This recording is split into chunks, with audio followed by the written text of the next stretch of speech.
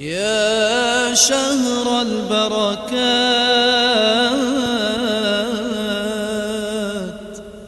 يا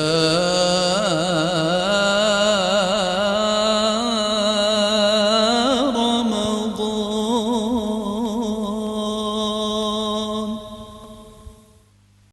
Assalamu alaikum wa rahmatullahi wa barakatuh.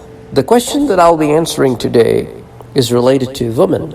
So the women who suffer from Leukorrhea, do they have to take Ghusl or Islamic bath before every prayer? Does Leukorrhea discharge invalidates a woman's fast? In the name of Allah subhanahu wa ta'ala, who is the most merciful, the most kind, actually this problem, the Leukorrhea, is a thick, whitish or yellowish vaginal discharge.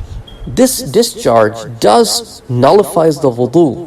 Therefore, you would have to renew the wudu that will be required before commencing ritual prayer.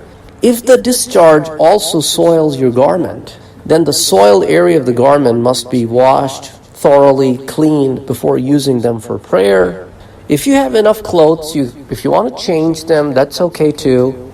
However, if it's an inconvenience because the discharge is so often, washing them regularly, cleaning them is okay too. If the discharge is excessively constant and vagina is usually wet with the discharge, then the woman experiencing this will only make one wudu for the duration of one prayer time, because it's continuous, it's just coming constantly. So therefore you cannot avoid it. You cannot just be constantly in the bathroom doing the wudu. Therefore just doing it once is okay, because this is a medical problem. And there is a narration in the Bukhari that the Prophet ﷺ instructed Fatima bint Abi Hubaysh radiyallahu ta'ala anha to wash the discharge and pray. Such a woman who had excessive discharge was also instructed to make wudu for every prayer until the time for the next prayer came. So also the explanations have been provided to us in the Shuruhat al-Bukhari, in the Shara of the Bukhari, like Fath al-Bari. Anyway, this discharge will not nullify the fast, since there is nothing entering. Like you're not having any sexual relationship, so nothing is entering the vagina.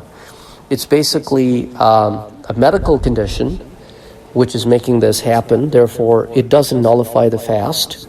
The only thing it does, it nullifies the wudu.